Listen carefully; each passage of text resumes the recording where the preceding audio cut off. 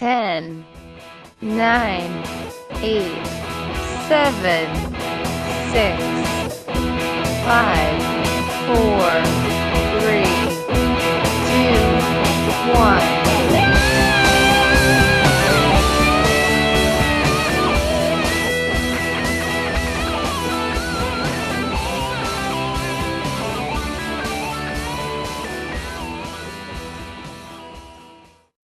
Hello and welcome back to the Dreamteam podcast, this special State of Origin edition, and we're going to race through team lists very, very shortly, but right now you're with Jay Moneyball Hellaby and, of course, Nathan Banksy Banks. How are you, Banksy? Not too bad. I've had a good weekend this weekend, I did. Yeah, mate, you did. You certainly scored a few points, and I think we both sort of pegged a few spots back in the rankings and posted a respectable score. I know I scraped in with an 843. How'd you go? 849, 6 more points ahead of you. Oh, he's pulling out. He's pulling away. That's all right, mate. I've got a few trades up my sleeve this week to rein you back in, particularly over this bye period. But should we get into the team list, mate? We've got teams and State of Origin stuff to go through, and a few tough decisions, plus a State of Origin mini game. It's going to be a jam-packed podcast this time round. So should we see if we can set a record on these team lists, mate? I think we should. I think we should start Origin first, shouldn't we? Oh, mate, let's get the boring stuff out of the way first, so that everybody can sit back with a beer. You got to hook the viewer first. You got to hook them to make them watch more. Oh, right. Okay, well, ladies and gentlemen, we're gonna be right back in a moment with State of Origin team lists. But hang around for the boring, ordinary team list first so that you can get to the State of Origin team list. In other words, eat your veggies before you get the good stuff. Is that what you want, Banksy? Yes, exactly how you cook. That's how you do it. All right, yes. Let's get through and some you'll get the gems for me later on. That's it. All right, let's get through some Brussels sprouts right now. We've got Friday night football on the 31st of May, Bulldogs versus Dragons. Bulldogs line up as Barber, Lowe, Brown, Laffey, Parrott, Reynolds, Hodkinson, Tolman, Ennis, Cassiano, Pritchard, Jackson, Eastwood.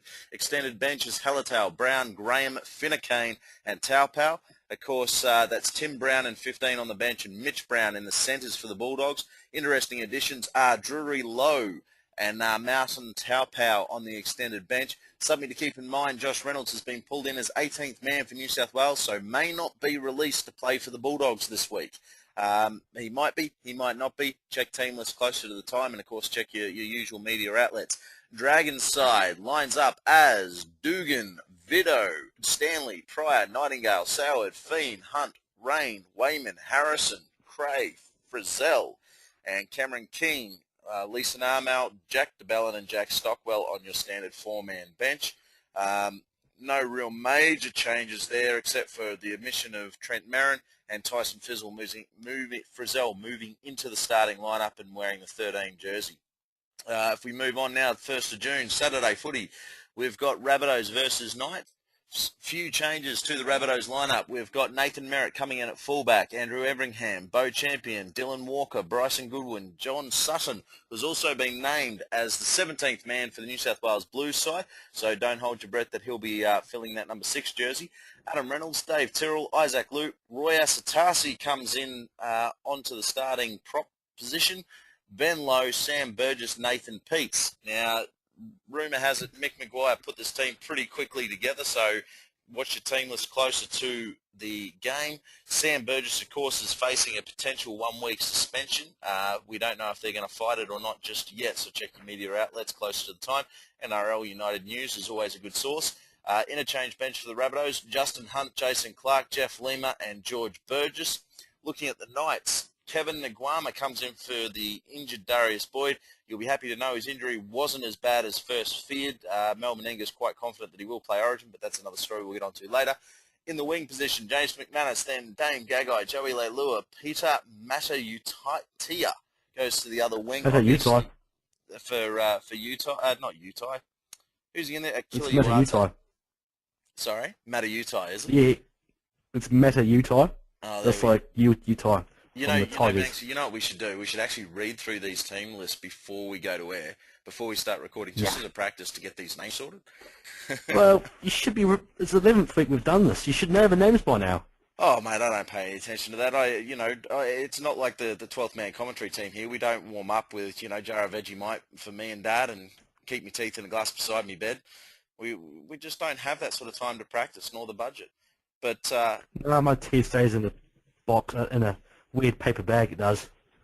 yeah, look, you Kiwis, mate, I'll leave that one right there. Jared Mullen in at 5'8", Tyrone Roberts in the 7, Cade Snowden, Travis Waddell, Willie Mason, Robbie Rockow, Alex McKinnon in the 12. Jeremy Smith comes back in the lock position. Welcome back, another Kiwi, Jeremy Smith. Yay, golf clap.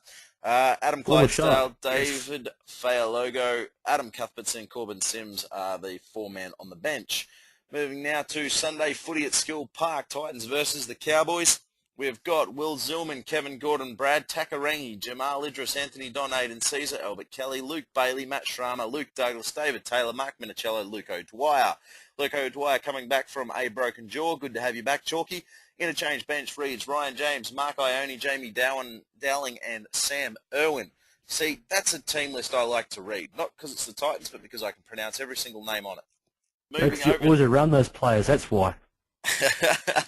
Moving over to the Cowboys, we've got Clint Greenshields, Ashley Graham, Antonio Winterstein, Kane Lynette, Khalifa Fifi Lower, Michael Morgan, Robert Louis, Ashton Sims, Rory Jason, Scott Bolton, Tarek Sims, Glenn Hall, Dallas Johnson. An extended bench for the Cowboys reads Ray Thompson, Joel Rethmuller, Ricky Thorby, Jason Tuamalolo, Ethan Lowen, Blake Leary. Obviously, Matty Bowen, he's out with going for knee surgery and will be out for a little while. 6 to 8 weeks is the word on that one at the moment. Now, coming on to Monday night footy with the Broncos versus the Warriors. Interestingly, these teams are even money. I guess the Warriors win over the Knights has got the punters feeling confident again. But Broncos line up as follows. Corey Norman, Demon Kemp, Josh Hoffman into the centres. Jordan Kahu takes Hodges' spot as expected. Lachlan Moranta, Scott Prince is back. Peter Wallace, Josh Maguire, Andrew McCulloch, Scott Anderson in the 10. Alex Glenn, Nick Sliney in 12. Dynamis Louis starting in 13 at lock position. Interchange bench is extended for the Broncos. We've got Ben Hunt, Mitchell Dodds, David Haller, Jared Wallace, Jake Granville, Aaron Whitchurch. Moving across to have a look at the Warriors. Kevin Locke in the fullback position. He's back and doesn't look like he's suffered too much from his disc injury in his back, which is really good to see. But Glenn Fisiahi keeps his spot on the wing. Dane Nielsen, Conrad Hirrell back for the Warriors. Manu Badavai, Thomas Leilui, Sean Johnson, Sam Rapira, Nathan Friend. Interestingly, if you look on NRL.com, they've spelt it Nanthan Friend. G'day, Nan. Russell Packer, Felidi Mateo, Simon Mannering, Elijah Taylor. Simon Mannering back into the 12, which makes for a nice change, being that he was in the centres for a period last week. Interchange is Ben Madalino, Jacob Lillyman, Sebastian Ikahifo, Peter Goodane, and Dominic Perot, a former Titan named as 18th man, so good to see him getting a chance to break into first grade. How was that, Banksy? Wasn't too bad. It's nice to see that Conrad Haralla's back for the Warriors. I've been wondering where he's been. Yeah, look, I've no idea why he's been dropped to the Vulcans, but look, Herald fans, don't get too excited, because I can tell you that Dominic Perot, he went to the Warriors this season from the Titans, he plays both centre and second row, so he could be there if Matty Elliott decides that he's not over whatever the issue is with Conrad Hirrell and pumps Dominic Perot in. Nah, he'll go Harrell. Harrell dropped a few balls, had a few silly errors in the New South Wales Cup game on the weekend.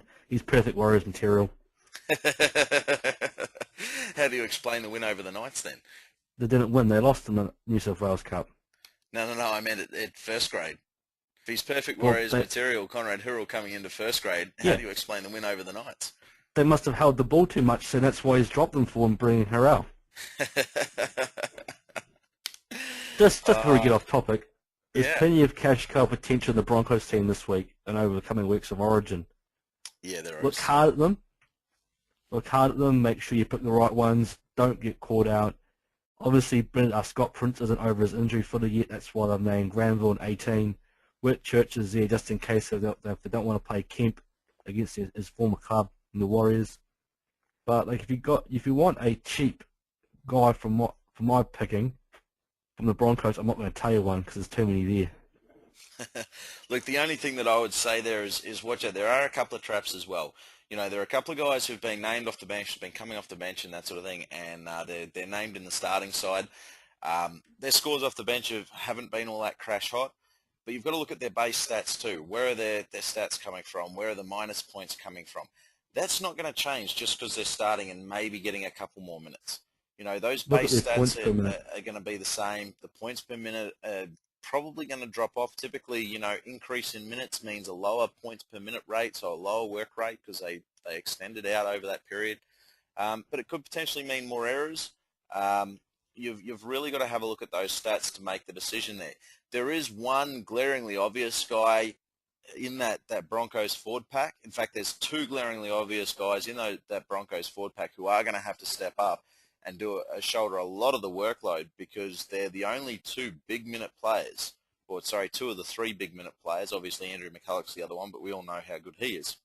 But the other two are the only two other big-minute players who have a proven track record as far as being able to play big minutes and put out a decent workload. Obviously, we're not mentioning them because, well, around this time of year, you've got to play your cards close to your chest, don't you, Banksy? Yes, but I will tell you this. I mentioned one about 6 weeks ago when we first started talking about the boys. You did.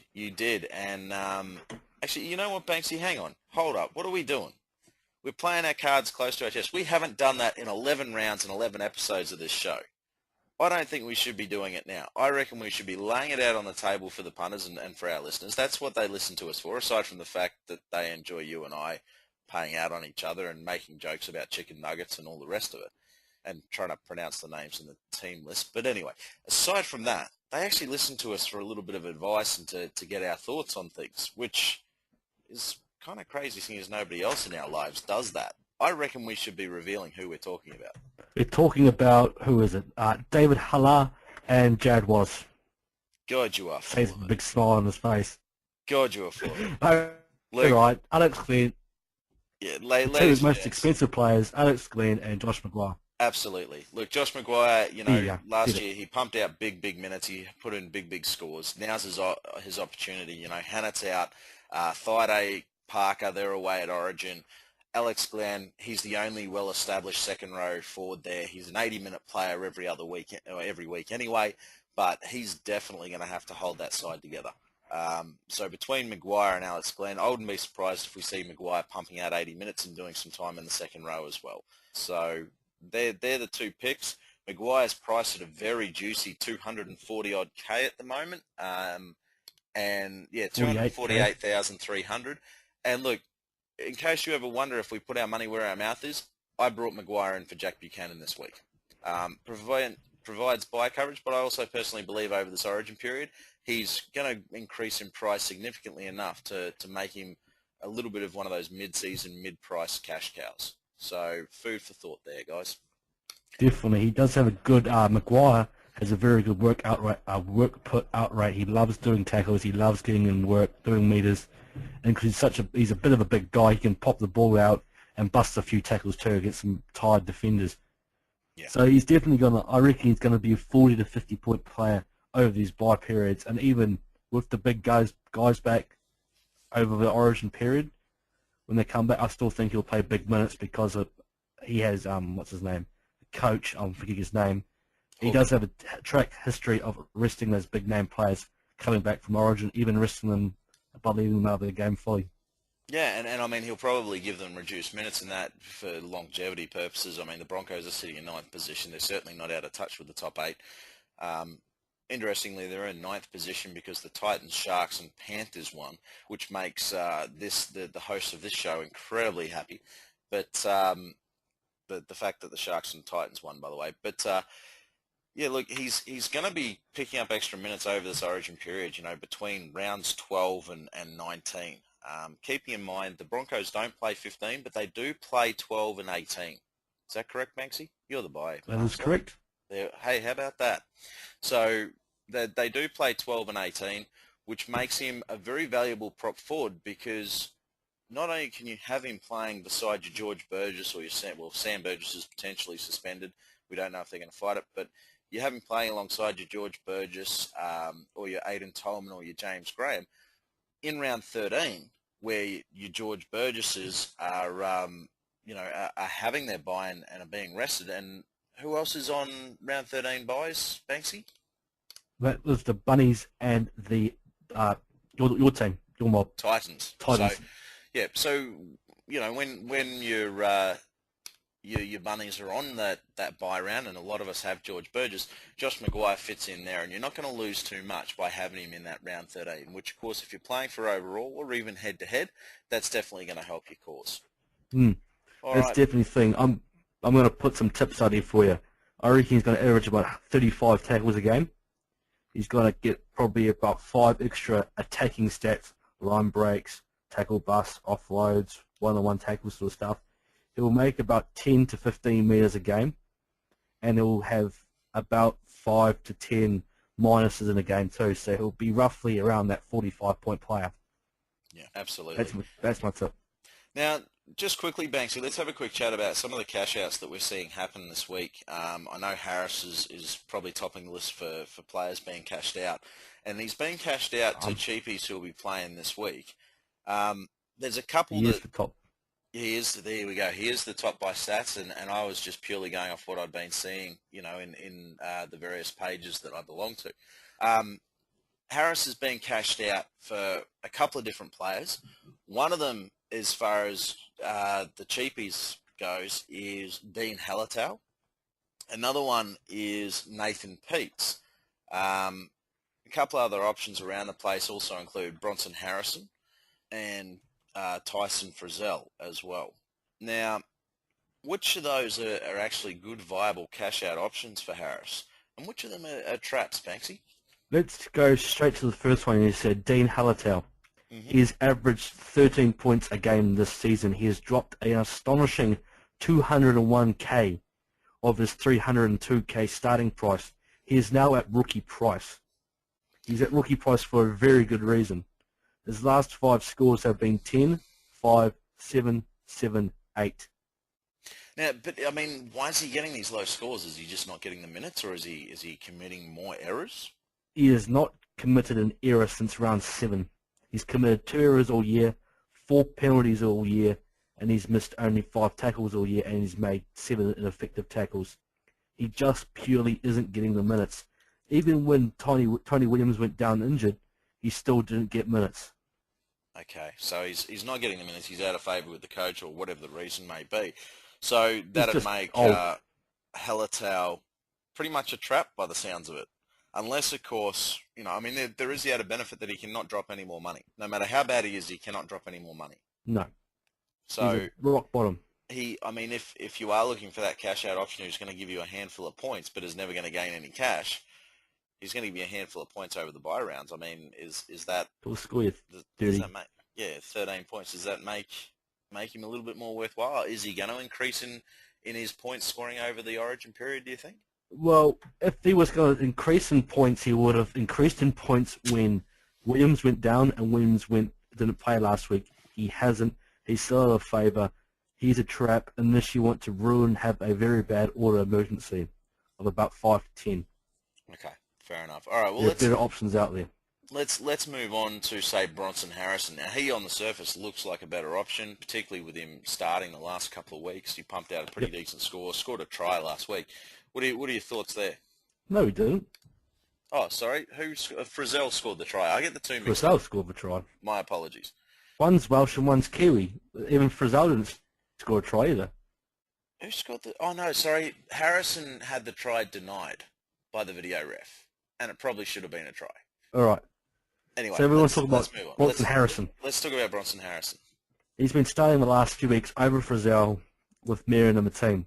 This week they're both starting, so you'd be thinking they'll be playing for their position, or at least they'll both will start over the bye period, with Marion coming off the bench being a little bit rested over that because of the Origin hangover. So he'd be definitely fighting for more minutes than Frizzell. He's obviously earned them in the last few weeks, because in the last 2 games he scored 64 and 40, but the 3 before that's 21, 18 and 19. Yeah, okay. So if he's starting and he's hitting those extra minutes, clearly he's worthwhile.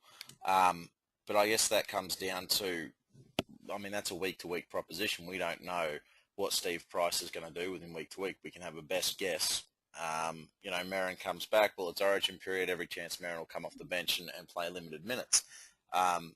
Okay, so that's good for Harrison at this point in time, or it's good for Frizzell at this point in time. You'd have to go Harrison early on because he's got the form going into it.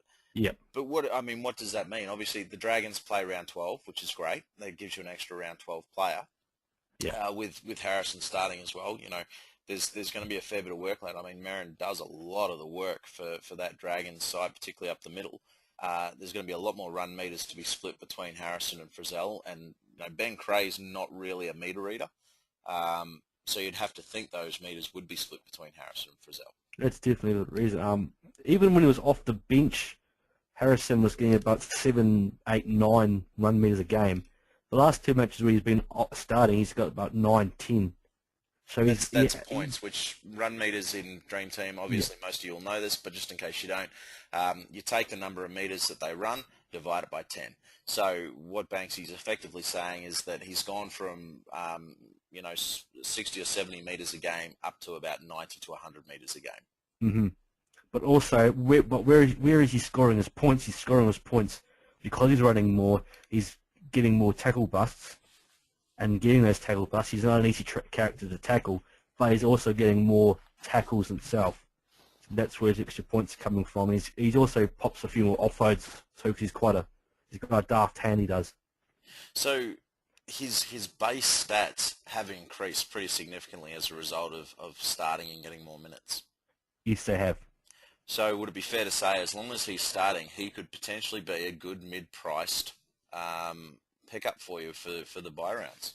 That is correct. And when you go look at the price of what Frizzell's doing, like when he was starting, he was scoring 50s and 30s himself, 50s, 30s, and 40s.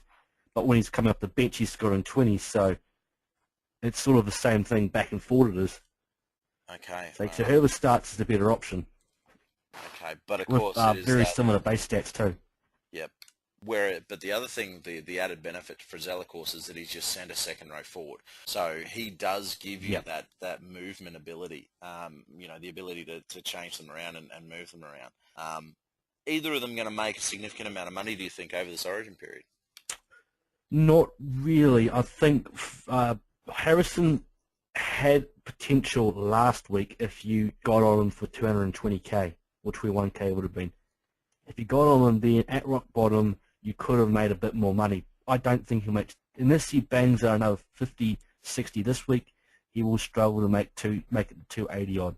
So you won't make much money off him at all, and you would struggle. I'm not saying you'll struggle to play him week to week. He'll be always on the brink of a team that's set up well for an overall charge. Okay. Interestingly, Harrison's break-even this week, if you were to go with the Harrison or Frizzell this week for that extra buy-around player, Harrison, you're looking at a -8 break-even, whereas Frizzell, you're looking at a 55. So Frizzell is about 13 grand cheaper than Harrison, but obviously Harrison's got the greater money-making potential at the moment. In fact, if he just makes a 32 projected score, he's going to increase in price by 26. Based on what we've seen with him starting, that's highly possible, I'd say. Is that a fair call, Banksy? That's gettable, very gettable. Yeah, absolutely. Definitely. They're going up against the Bulldogs too, so there's going to be plenty of grunt work to do up the middle of the field. Yep. All right, last one before we move on to State of Origin, which of course is what we've made you guys sit around and wait for. Nathan Peets, he's named to start at lock. He's 118,000. Is this a viable Origin pick? It could very well be a viable Origin pick. He's 118k. He's dropped 200k since the start of the season. He's a hooker second rower, but his scores have been not impressive one little bit. But you got to look at his time on the pitch. His time on the pitch has been very significantly cut this year. Last year he was playing a bit more in the second row, I think, as well as playing hooker, relieving Isaac Luke, and even playing a lot of starting hooker because Isaac Luke was injured or even suspended for cannonball tackles, and that probably affected his starting price for this season. This year he's only missed one game, and that was round 6, and his highest score has been 38, and that's when he got, I think he got pretty good game time that game because he was just in more favour than Luke at that time against the Sharks. He got 19 on the weekend against the Sharks again, but he'll definitely see more game time. He's a good scorer and he plays good minutes. He's a very heavy worker. He loves doing tackles. He loves setting up stuff with his ball work from dummy half. You'll see him get into dummy half quite a bit, even with Luke there relieving him, especially early in the tackle count, I think, while Luke still tries to marshal the men. He might even start hooker with Luke going to the halves with Sutton out. That is a possibility that could happen, which would even increase his work rate, bringing him a little bit more central, even though he's playing lock anyway. It'll bring him more central because Sam Burgess will probably play the lock position. He'll play on the wing. He'll play on the left or right edgy wall. I'm not too sure which side they'll play. Who do they have? They'll be playing somebody. So he's definitely a goer. I mean, at 118,000, and again, you know, an example of putting money where our mouths are. You know, once I realised Pete's was being picked, I've gone Harris to Pete's. You're putting your money where your mouth is. I'm putting my money where my mouth is, and I've gone Harris to Pete's. It increased my buy round players for round 12, which I was happy about. And I see him personally. Over this Origin period, I do see him as a cash cow. Particularly if Sam Burgess is out, I think we're going to see a big score from him this week. But you know, even if he still plays, you can see. But I think it'll be bigger with Sam Burgess out. But I think over this Origin period, you know, it'll be a good time to be sitting on Nathan Peets and riding the wave back up. His break even's 23 this week, very, very easily gettable. And look, there's only 1.09% of people who actually own him at this point in time. So that means that out of the 180,000 people playing Dream Team, or however many it is, there's only 1,495 people who have him in their side. So he's an interesting little point of difference, and he could be a sneaky boomer to get you across the line, or jump you up a few spots this week if you're playing for that overall game. Yeah, he's definitely my pick out of all the four we've talked about today as well. He will definitely score good points this round. Even with Sam Burgess here, he'll probably pump out of 40 to 50, I reckon. And that's just pure guesswork, not working off any stats here. It's just pure guesswork, thinking, knowing what he's like, knowing the sort of game time he'll be likely to get, he'll get that sort of work rate. But then even 118,000, I'd be absolutely wrapped if he pumped out a 30. You know, I'd be high-fiving all over the place, because if you think about it, that'll get him up to about the 220k if he puts a few of those together, and that's 100 grand you've made, which is well and truly worth the trade in and out. Yeah, he's going to be 100 grand. He's going to be a decent scorer.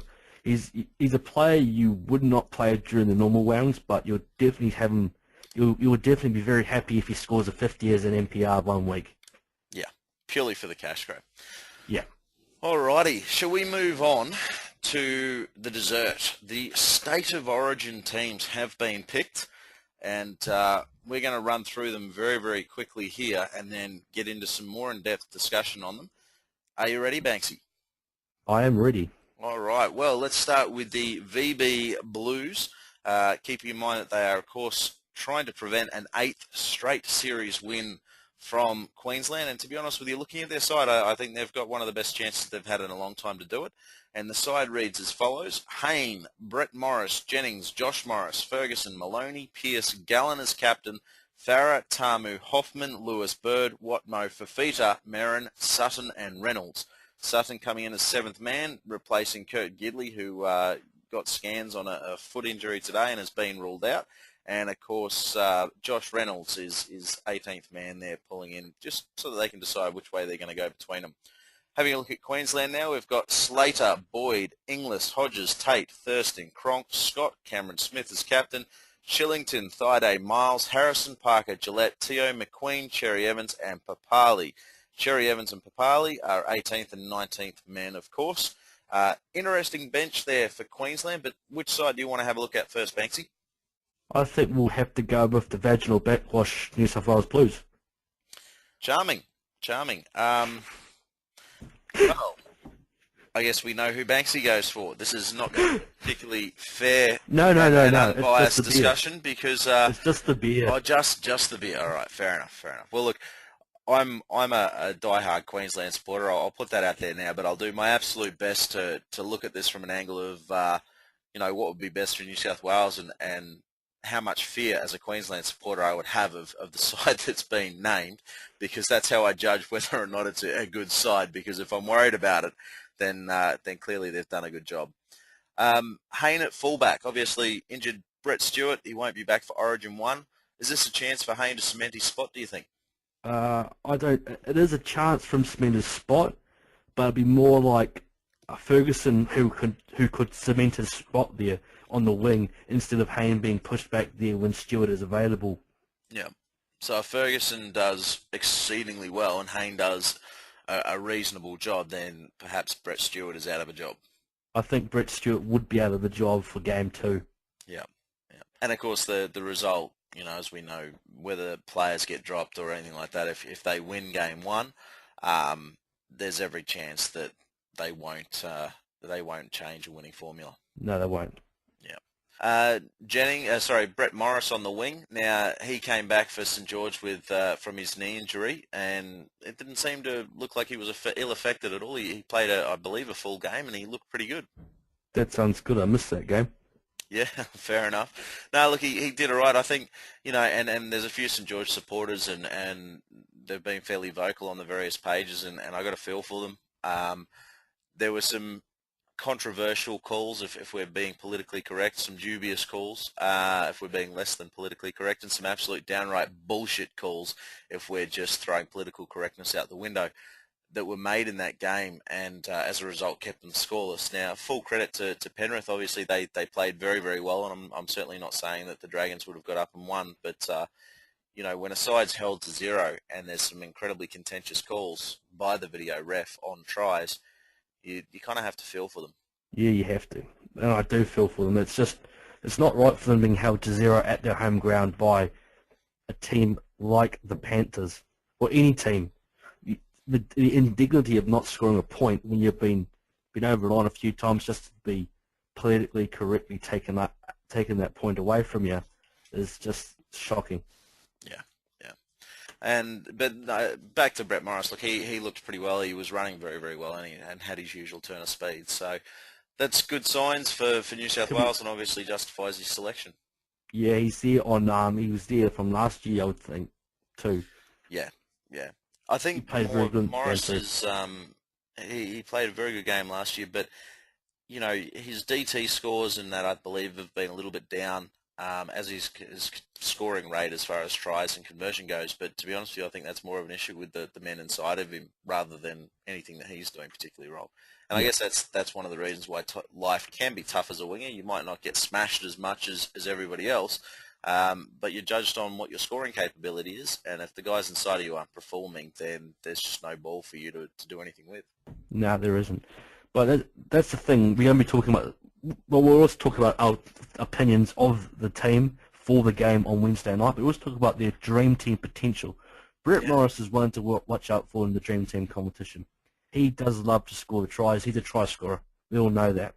Origin brings the best out of him. It brings the best out of any player. If it doesn't, you shouldn't be picked in the first place. So if you're looking for a wing fullback in the Dream Team game, I'd set it in the Anzac Test. You've got to be looking for a try scorer, because the try scorers generally score the most. Brett Morris will still do a whole bunch of work. He does a whole bunch of kick return meters, which means he can generate some tackle busts. And if he scores a try, he'll probably score a line break or two, some more tackle busts. He'll do some run meters. He will score you those points. He could be the highest scoring wing fullback available in the game, even on a losing team or a winning team, if he scores a try. Yeah, and I mean, look, you did mention this back in the Anzac Test mini game, and I've got to be honest with you, I didn't really follow your advice, but it did come through. I can't remember exactly who it was that you recommended, but you did say you got to go for a try scorer, and the wing fullback that you picked ended up smashing it, and I was sort of left gasping at air, really going, how the hell did you see that coming? But sure enough, you did, so, well done. Let's have a look at Michael Jennings. Look, he's been in scintillating form, with the exception of the last couple of games. He was a little bit cool the last couple of games, but aside from that, he's been an amazing form. Price? Oh, great for his Dream Team price, and I'm hoping that coolness continues on until after the Origin period, where he decides to kick into gear again. But he's been picked there in the number 3 jersey in the centres. Is he someone we should be picking for the Origin Dream Team minigame? Well, you've got a very limited selection in the centres. You do. You've only got Inglis, Hodges, Jennings, and Josh Morris. You've only got 4 to pick from. Mm. So you're definitely going to be looking at him. That's very true. And I mean, Jennings has got that capability to break tackles and to, to get away and to score some serious tries too. He's got that sort of hop around where he Yeah, palms somebody off and hops around a bit as well.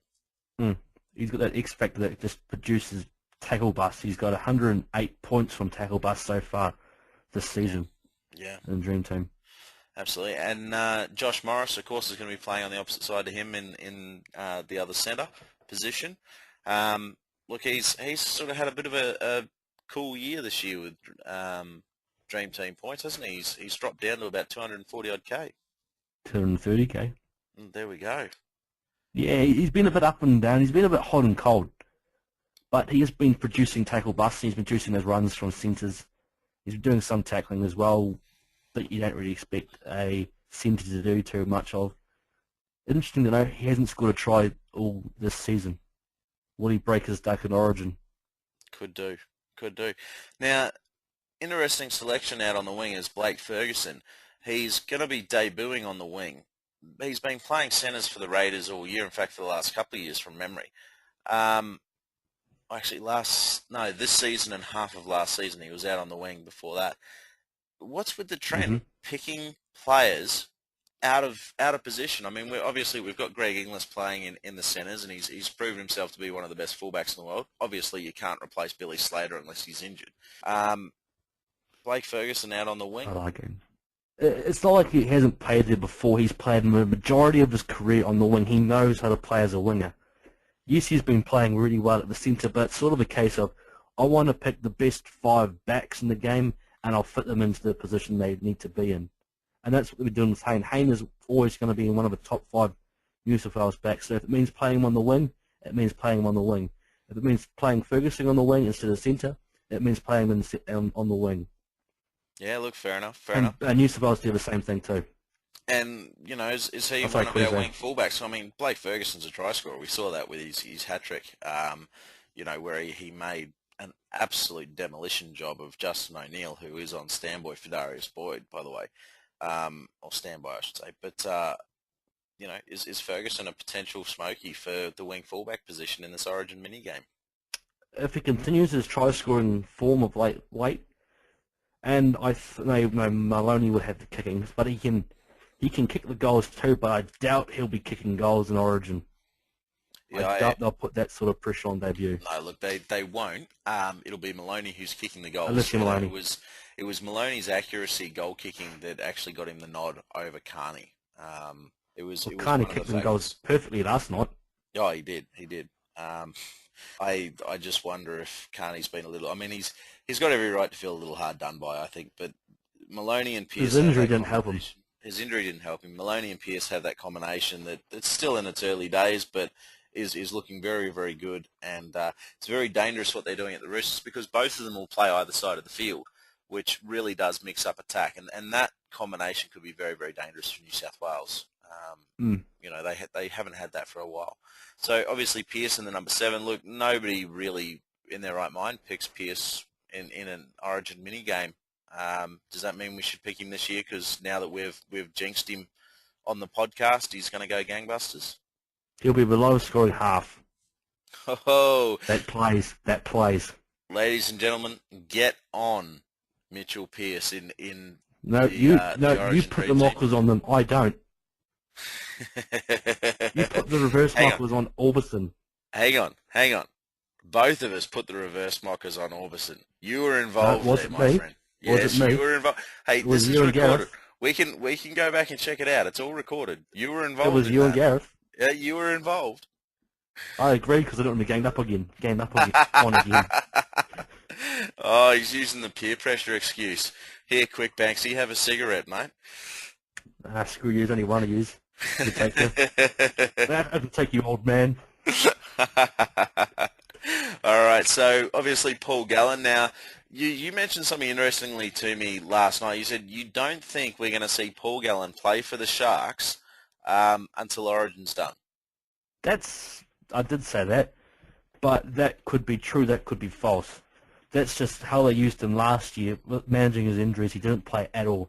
With the depth the Sharks have at the second row lock position, why would you risk your star player in and out of these bye rounds, in and out of these Origin games, and hurt him again?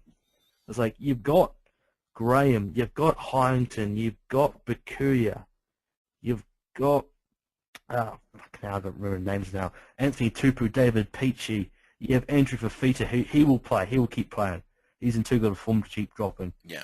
Who's the other guy? Tyrone Peachy, by the way. I said that. No, you said David. David's been retired for some time. Well, I always loved David. Oh, mate, didn't we all?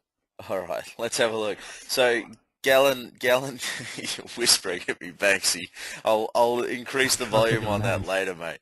I'm trying to find the names. Yeah, no, this has just suddenly gotten creepy. I suddenly understand why chicks don't think you're asking them out. They think you're stalking them.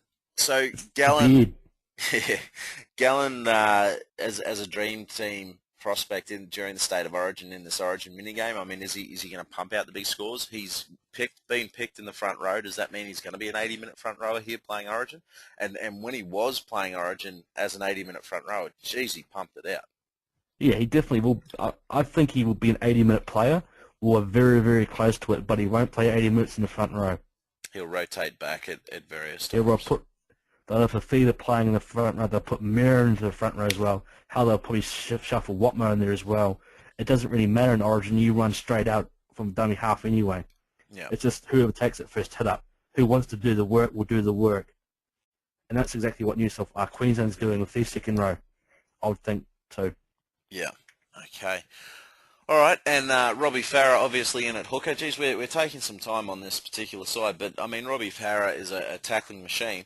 Now, this brings in an interesting question. If Farah plays and Josh Reynolds doesn't come into the side, you'd have to think Farah's going to be an 80-minute job. Even if Josh Reynolds comes into the side, even Sutton coming into the side will see Farah lose minutes, you would think. Well, but who there would go into hooker if Farah was to come off the field?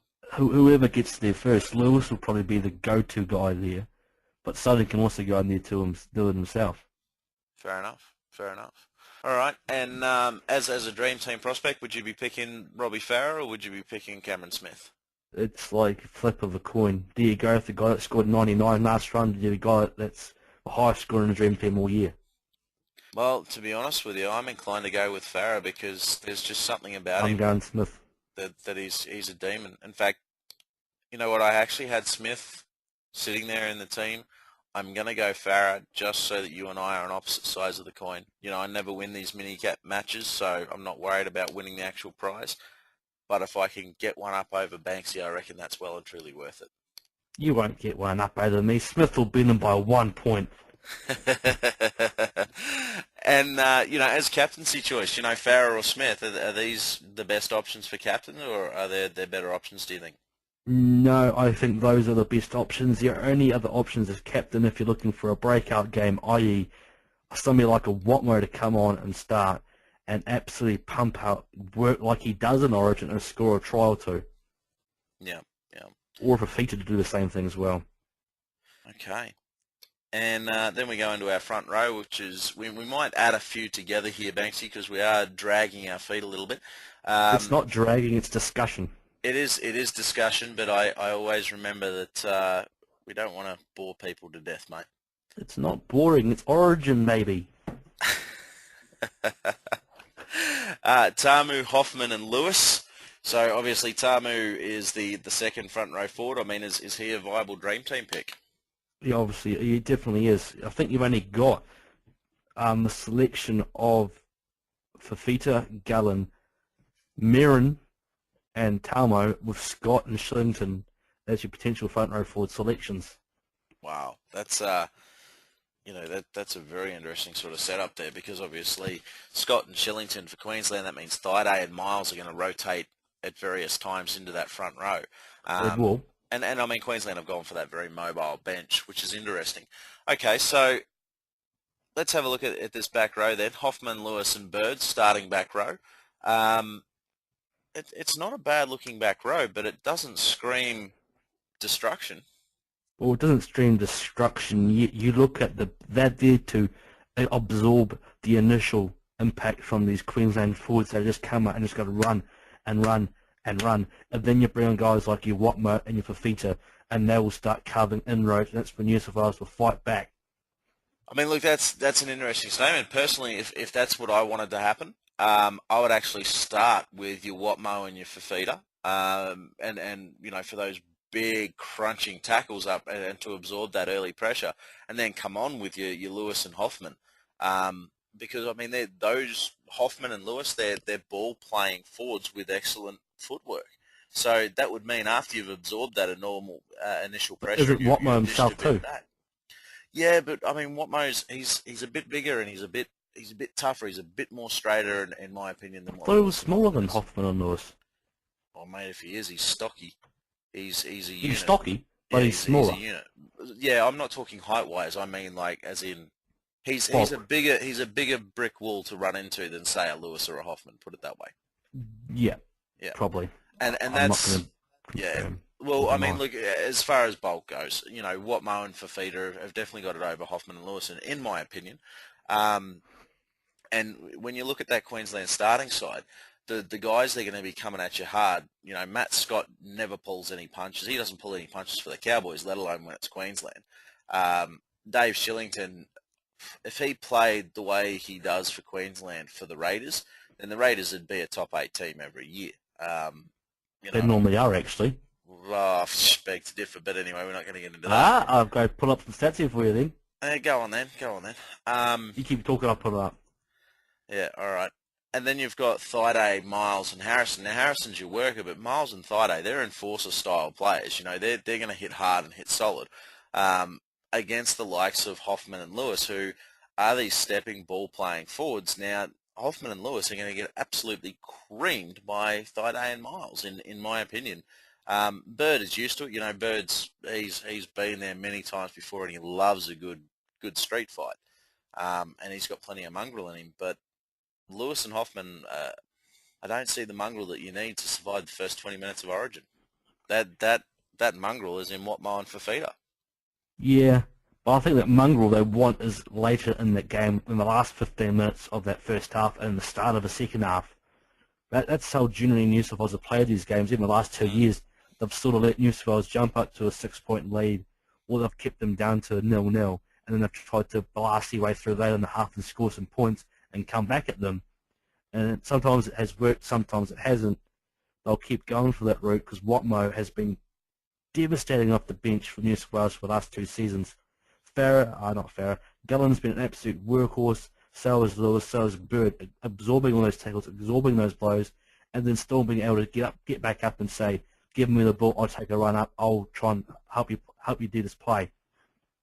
Well, it's interesting that you mentioned that, actually. You've just sat there and said Gallen and Bird, in terms of absorbing all that pressure. And Gallen, Tamu, and Bird, I mean, they're some of the 3 best Origin pressure absorbers going around. And I know that's huge raps on Tamu, being that it's only his 2nd year of Origin. But perhaps New South Wales this year aren't looking to play that way that you just mentioned, where they look to absorb, and then go nuts sort of towards the back end of the first half and in that second half, in the initial part of that second half, and run Queensland ragged. Because if you look at it, Gallen, Tamu, and Bird will stand there and they'll absorb all that pressure, and then all of a sudden you're going to have Hoffman and Lewis who are going to be running off those offloads, and perhaps that's what their role is to use those 2 ball-playing forwards to carve up and get some line breaks and make those meters off the back of the absorption and the hard running of your big units like your tanks like Gallen, Tamu, and Bird. Yeah, that is a definitely viable option. I don't see them doing that. I see them just taking those hits at first, which is what you're suggesting is probably the best way they should come out and attack this first game. It's played in New South Wales have to come up, they attack it the first 10-15 minutes. They go up there and absolutely smash Queensland, and they put 10 points, 12 points on them. Queensland are going to struggle to come back. So then that's 1 game up for New South Wales. I mean, hang on. That's a big statement. I mean, Queensland are the comeback kings. The Origin is never, they can be 10 points out with 3 minutes to go and still come back to win it, and have done in the past. Yeah, they have, but like this New South Wales team will be eager. And like if Daly has taught them well, has instilled this Origin trust in them, that they are going to hold this team out for the entire 81 minutes of the game, they will hold them out for the entire 81 minutes of the game. Yeah. I think, and look, this is just a pure out and out Moneyball tip here. Make of it what you will. Gamble responsibly, of course, but I would not be surprised if we saw New South Wales to score first. First try, New South Wales, in Origin 1. I'm going to go Queensland, just to be different. Fair enough, fair enough. All right, That's and who my of course, father's going to be. let's have a look at, yeah, I should get onto my account and do that. I might put my money where my mouth is. Legit there, and we can have a look at that on the podcast. We'll record the podcast Thursday after Origin. How's that sound? So we'll do a bit of a mad rush to get it recorded and up and that before the week's footy. But at least that way we can do a follow up on it. What do you reckon? That suits me better because I've got dentist appointment on Tuesday. Oh, that's right. So it'll just be me on next week's podcast after Banksy has half of his jaw removed and to get his 4 wisdom teeth out. If there's anybody who wants to co-host with me, by all means you're welcome, because Banksy will be talking like that. But anyway. I actually was. Oh, I know. Okay, so let's have a look at this bench. Extended bench, obviously, and we've mentioned some names. Watmo, Fafita, Merrin, Sutton, Reynolds. I mean, Fafita. Watmo and Fafita, these blokes... Oh, they've been killing it. Watmo scored over 100. Fafita updated to over 100 and then downdated to 98. Yeah, I know. I mean, he just... That's just oh, God, he's killing it. And the best thing is I was actually very good mate of mine, Saul Gordon, he's in Bashes, but I've been trying to get him into mentors when the option comes up, and I think his name's on the list. He's not quite there in terms of his DT skill yet. And I was having a chat with him, and he said, I need a player. I need to get 2 trades in that's going to help me beat Lone Scout head-to-head this week. I'm like, Fafita. He's like, you sure, man? He plays for the Sharks. I'm like, nah, man, Fafita. He's killing it. Gallon's out, get Fafita. Get Fafita. Took me about 10 minutes of convincing him to get Fafita. And what happens? Sure enough, pumps out a 98, and Saul beats Lone Scout by about 43 points or something like that. And I haven't got my thank you carton of beer yet, but I'm sure it's in the mail. It should be. Yeah, absolutely. But back to Origin. So Watmo, Fafita, Merrin, Sutton, Reynolds. Reynolds obviously the 18th man. Sutton's come in to replace Kurt Gidley, which and I said it on various forums and Facebook pages and that sort of thing a while back. As soon as Sutton was in the New South Wales side, I would be quite worried about Queensland's chances of getting 8. He's just that hard, tough half. And he can play in that second row position. He can come into the halves and play, which means, Maloney or Pearce, and it'll be more likely Maloney who gets spelled, if anybody at all. That means they're fresh for that last 20 minutes where it's just going to be all-out war. I mean, it's Origin, it's all-out war anyway, but, there's an artillery barrage for the first 50, 55 minutes, and then in the last sort of 15, 20 minutes, it ceases to be an artillery barrage, and the backs come into play and they just run amok. Having a fresh half, whether it's Sutton or Maloney or Pearce, in that New South Wales side, and particularly a tough half like Sutton, who can take a heavy hit, who can kick on a dime, who can break the line, who can set up line breaks, set up tries, who can effectively do it all. I got to be honest, as a Queensland supporter, that scares the bejesus out of me. He should have been in the team to start with over Gidley. I agree. Even coming off the bench. Yeah. But he's there now, so let's don't talk about that. Sutton will play, in my opinion, will play a lock forward role, similar to how Kronk used to play coming off the bench when Lockyer was still there. He will play that lock forward role, but he'll play as the third half as well. So if Maloney or Pearce get pinged in the tackle, he'll drop back and he'll be as another option to play at the half.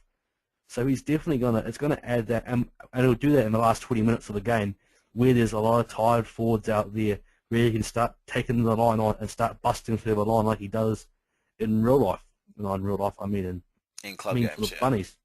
But the interesting thing to bring people's attention to here is this New South Wales side has 4 decent kickers on field for the majority of the game, and a decent kicker coming off the bench in Sutton.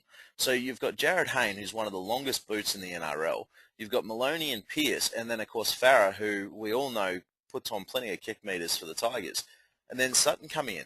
There's going to be a lot of meterage gained and a lot of field position gained off these boots. That's if they can put in the right places. That's if they can catch the likes of Slater, Boyd / O'Neill, and Tate out of position. And if they can, because they've got so many players that can do that, those guys would have to be sitting back in defence quite a lot, which means there's less players in the line of defence, which means you can start putting your forwards through the line, which makes them more threat, especially at the late in the game if Haynes starts coming up as well and something drops back and you've got like 4 halves you can pass it to, and you've got Farah kicking from dummy half as well. Well, God help New South Queensland if they do get that right and they do start pinning them back. Look, I mean, Slater is going to have to play out of his skin. He's going to have to have a better game than he's had all year, and I know that that's the case with Origin anyway. But you know, looking at that lineup and the boots that are available to him, as I said, Hayne is one of the largest boots in the NRL. You know, I haven't seen anybody kick as far as what he can. Maloney's no slouch. Pearce, you know, he can put a well-placed kick in and has been doing very, very well with his kicking for the Roosters, particularly his you know, placement kicks as far as, you know, getting time out, kicking into touch to give forwards a rest, or kicking short, kicking for players coming through and things like that, of, you know, with his short kicks and his bombs and that. They've been fantastic. Farah kicking for meters, kicking from dummy half. You know, he's always quality, and Sutton's been the same. You know, Sutton's been both attacking and field position kicking. This year has been phenomenal, and it's one of the I guess the less hailed reasons that the Rabbitohs have been so dominant. You know, it's one of the factors in their dominance. There's obviously a lot of factors there, but Sutton's kicking is definitely one of them. It's definitely a big part of it. He hasn't done that much kicking, but when he does kick the ball, he kicks it on point, on par. Yeah. He guides it beautifully. I think, too, a lot of what I've seen from the Rabbitohs games is Sutton's kicks tend to be the attacking kicks. They tend to be the bombs. You know, whereas Reynolds tends to do the meter kicking and the field position kicking, which is why the points for kick meters will be, you know, significantly down for Sutton, because every time he kicks, he's only kicking 20 meters for a bomb, whereas Reynolds might be kicking 60 for field position. But look, Reynolds in at 18th man. Obviously, look, it's going to be touch and go whether or not he gets released to play for the Bulldogs this week. Being that he's 18th man, I wouldn't pick him in my Origin Dream Team until such time as I knew he was playing. But he's definitely a viable option, because he is one who could give Farah a break, because Reynolds has played a fair bit of hooker in his time as well. But in saying that, Will Reynolds, even playing 30 minutes at hooker, which would probably be the maximum time he'll play unless Farah gets knocked up by Miles again, he will not be... Like, he will score, if he plays, he will score lower than Pearce. Sutton will do the same thing too. Yeah, look, I agree. I think from a Dream Team perspective, these players that we've just given huge raps to are potentially not, you know, big Dream Team scorers. But how can you talk about State of Origin without getting caught up in it and forgetting that you're meant to be talking Dream Team a little bit? It is State of Origin after all. Yeah. And I know it's a Dream Team podcast, but it's Origin. It's the place where you can escape a little bit. Yeah, that's it. But the other thing is, too, we've only got 4 teams playing in the normal NRL. The Origin sort of mini games, 4 games is what I meant to say, but the Origin mini game is a little bit of a distraction for us. And, you know, Banksy, you and I have talked about branching out into a potential NRL-focused podcast, so we're just testing the waters, you know. Ladies and gentlemen, give us feedback. If you do love us talking about NRL-related stuff, you know, maybe we will get off our backsides and do a second podcast, specifically NRL related, without the Dream Team focus. But moving on from that, let's have a look at the Queensland side. Look, there's not too many surprises here, really, is there? It's the bench that is surprising. The standard 17 lineup. I mean, we've spent a lot of time on New South Wales. We probably don't need to spend as much time on the Queensland side, because it is very much unchanged for the last few years. You know, Slater, Boyd, Inglis, Hodges, Tate, Thurston, Cronk, Scott, Smith, Shillington, Thaiday, Miles, Harrison. The interesting part is your Parker, Gillette, Teo, and McQueen on the bench. That's a very mobile bench. It definitely is. Like, you'll see Thaiday and Miles move more centrally when Scott and Shillington are taken off for a rest. Like, you'll definitely see that Friday and Miles play front row forwards for their own club. So you'll definitely see that Parker will come in, Gillette will come in, Teo will come in, McQueen will come in and toil away. I don't expect McQueen to play big minutes. He'll play minutes. He's there for back cover as well if they do absolutely need it. He can play anywhere in the backs. He can play a wing, centre. Yeah, he doesn't look, need to play fullbacks. I honestly think that McQueen is there sort of mainly as cover for Hodges, and the fact that he has been playing relatively well in the second row forward position for his club means that he gives the Maroons that flexibility. So if Hodges is good, that's great. We can still use McQueen, or we can swap McQueen out for Papali or Cherry Evans as a utility, who are obviously 17th, 18th men. 18th, 19th men. But if Hodges is out and does go down, well then McQueen goes into that centre position for Hodges. And they bring Papali onto the bench, which, to be honest with you, after dropping Papali, and those listening to the podcast would remember, after dropping Papali, way back, in the first couple of rounds, he's been gunning it. He took a couple more weeks to come good than what I would have liked, but he has been gunning. His last couple of rounds have been 50s and 60s. So, Papali... He took a couple of weeks off too. He did take a couple of weeks off, so maybe that's what the issue was. But he's now up to 380,000 or something. But anyway, it's such 398. There we go, nearly 400,000. Yeah, I won't be bringing him back in. But I've done enough with Marin going in and out, so we won't go back to that. Oh God. Yeah, he's been out and he's out again. Yeah, well, that's it. I think it'll be a very awkward discussion. If I ever decide to bring Marin back into my side this season, it'll be a very, very awkward discussion to convince him to sign with the Angry Anchovies. But, this bench... Look, I've got to be honest, I'm a little bit worried that this bench lacks mongrel. McQueen doesn't have mongrel in his game. Gillette has got footwork and skill offloading and pure heart, plenty of ticker and that sort of thing, and he's got a little bit of an X factor there. Teo, I don't see X factor with him at the Rabbitohs this year.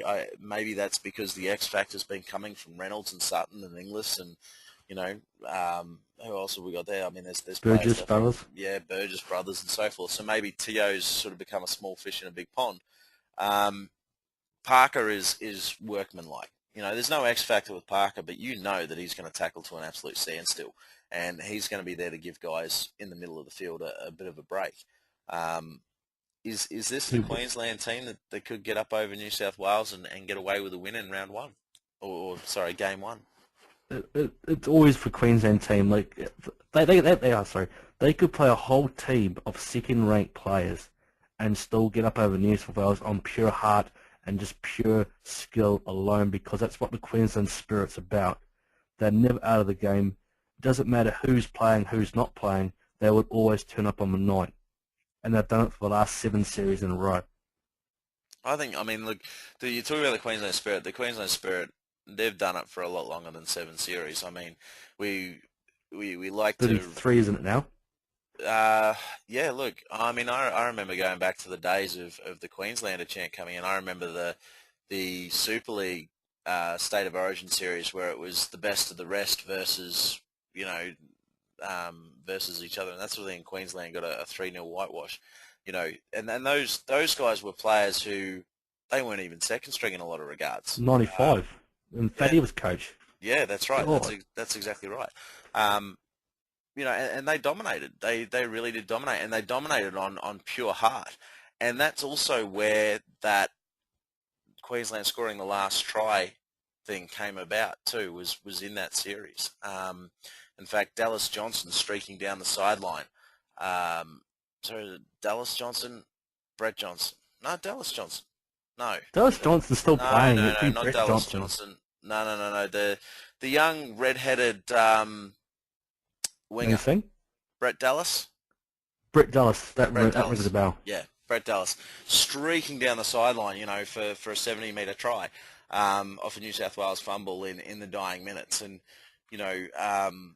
Craig Wing and guys like that all playing. I remember that era, and that's where that, for me as a spectator, that's where I really started to notice that Queensland spirit.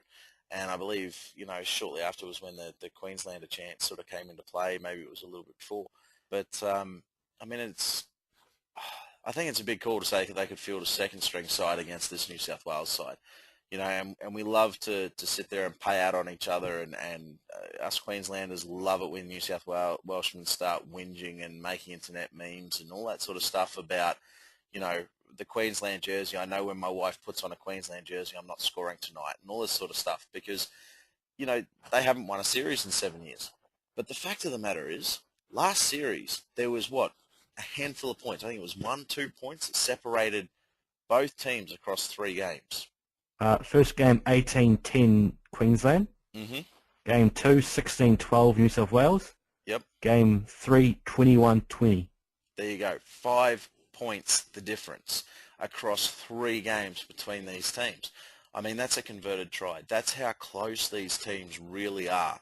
And the fact that Queensland have walked away with the trophy in the last couple of series, despite it being so close, I mean, it speaks to the quality of the players that Queensland are able to field. It's been regularly pointed out by New South Wales supporters, one in particular, Ben Schneider, who will say, you guys are fielding the vast majority of the Australian side, and we are. Queensland, you look at Slater, Boyd, Inglis, Hodges, Cronk, Smith, Scott, Thaiday, Miles, Parker, these are all Australian players. So it's to come that close in previous years is full credit to New South Wales. And I look at this side now, and I see this side that New South Wales has picked as the biggest threat to Queensland's dynasty that we have seen in a very, very long time. I have to agree with that too. Like, they are the team that, if they're going to do it, it will be this year with this team. Yeah. And if they don't do it this year, I think then Queensland are probably going to be red hot favourites to make their goal of 10 series in a row. But they've got to get through Series 8 in a row yet and win that. And to be honest with you, it's going to be hard. It's going to be more than hard. It is going to be an absolutely mammoth effort. This is a fantastic New South Wales side. But if it isn't going to be hard, if it's not going to be mammoth effort, it's not Origin. You haven't won a game of Origin unless you've done that work. Oh, look, I absolutely 100% agree with you. But when I'm saying this is going to be hard, this is going to be a Herculean effort, I'm talking, even for Origin, this is going to be hard. This is going to be a mammoth effort, even by Origin standards. It's going to take something special. It is going to take something special to beat this New South Wales side. But it's also going to take something special to beat this Queensland side too. Look, it is, and it's a very special side. But, we'll never forget the fact that they've won 7 in a row, and even if New South Wales win this series and they win the next one, us Queenslanders will still be sitting there smug and smiling and going, well, you've still got another 5 to go, another 6 to go, another 4 to go. There's plenty of miles. If it gets to 4, though, if it gets to 4 to go, I think Queensland will be a bit worried then. Yeah, well, look, I mean, there's always a rise and fall with sporting dynasties, and this is what everybody needs to remember. We saw it in cricket, with Steve Waugh and the Steve Waugh era and Ricky Ponting era and that sort of thing. The way the Ricky Ponting era ended, with basically a second-rate side. So what's New Zealand's excuse then? Oh, New Zealand were never first-rate anyway, mate. I know, but I wonder if we lost yet, actually. I think you have. One of my developers is I have a in quick the UK, and he messaged me the other night to go, have you seen the cricket? Stuart Broad apparently took 7 for 43 or something. Nope. No, we're still here. We are. We're still batting. 2 wickets left. Oh, God. Okay. That tells you how much, what time we've done. Oh, it's raining too. Woohoo! That's why you're still there. It's raining.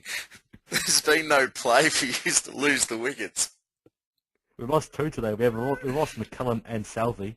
Oh, God. All right. Hey, hang on. Is this a rugby league related podcast, or is it cricket? How do we get onto that? You brought up the Australian dynasty of cricket. That's why. Sorry. Well, that's it. Like sporting dynasties do rise and fall, and look, sooner or later the Queensland, whether it's this year or it's 3 years time or 4 years time, the Queensland one will fall eventually, and the supporters have to be prepared for that. New South Wales will rise again, and that's one of the beautiful things about State of Origin. And look, I'm hoping to be on this earth for another good 50, 60 years, and I will certainly remember the 7 in a row and potentially maybe even 8 in a row. And I'll be telling my grandkids, and every time a smart-ass Blues supporter comes up and gives me a bit of lip for wearing my Queensland jersey, I'll remind him, back in my day, Queensland won 7 in a row or 8 in a row, you know. But I want 8 in a row. yeah. I want the double strength 4x. Oh, yeah, that'll be good. Yeah, New South Wales, just lose this one so that we can get ratchet hammered. Double strength 4x for all Queensland supporters. Yes. I've actually got a Queensland jersey coming thanks to Forex. They're sending it from China. Not quite sure how that works. But anyway, it'll get here in 3 weeks. Only ordered it, 2.5, 3 weeks ago. Good work, Forex. Love that one. Origin 1 is Wednesday week, tomorrow week. 7 days and counting, kids. I know. Excellent. Well, Banksy, All right. mate, we've been rambling on and having a good old chat about State of Origin. And have we got anything else to chat about, or should we close off this podcast and let the good people go? Oh, good. I'm sorry, people. Looks like we're going to punish you some more. What do we got to chat about? Our selections for the Dream Team contest for Origin. Ah, good call. Yes, we do. All righty. Let's have a good gander. Do you want me to go first, or do you want to go first? I'll go first because I'm ready. All right, fire away. My hooker is Captain Cameron Smith. He is also my captain. My front row forward is Andrew Fafita. My second row forward is Samuel Friday. Half, Cooper Cronk. Centre, Greg Inglis. And wing fullback, Brent Tate. My vice captain is a toss-up between Andrew Fafita and Sam Friday at the moment. At the moment, it's on Fafita. Okay, well, my side is actually relatively similar to yours with only 2 key changes. I've got Robbie Farrer in the hooker position, who is also my captain. Andrew Fafita in my front row forwards, though I'm just as likely to change him out for Gallen. Sam Thaiday is my second row forward. Cooper Cronk in the halves. I think after last year's effort, you just with that particularly that field goal, you can't go past Cooper Cronk. By the way, my front row forward is now Paul Gallen. I have changed that. Centres, look, I've gone Greg Inglis. He's just in scintillating form, and I expect him to look to really put his mark on this game from a very early state. He was embarrassed last year not embarrassed, but he was really kept under wraps by Josh Morris last year, and I don't think he's going to want a repeat of that. So I think Inglis will rise above. And in fullback position, look, I've gone Jared Hayne. I think in that fullback position, we're going to see a lot more of the Hayne playing magic. Ooh, that is true. Hayne is an Origin player that pulls off magical Origin moments. That running when he injured himself in the last game, I just felt sorry for him. It's like he tried his hard. He made a tackle, and you saw he was in pain, but he still tackled though, and that was effort. That was that was New South Wales Origin spirit. That if they look at if they replay that just before the game and do that again, they will win game 1. Look, absolutely, and that's our Origin teams. So I guess that's it, Banksy. We can let these good people go about their lives. We can. Excellent. Well, ladies and gentlemen, thank you once again for joining us. Your company is always most welcome and most certainly a pleasure. And we hope we've given you some good insight, some good information, and haven't bored you to death.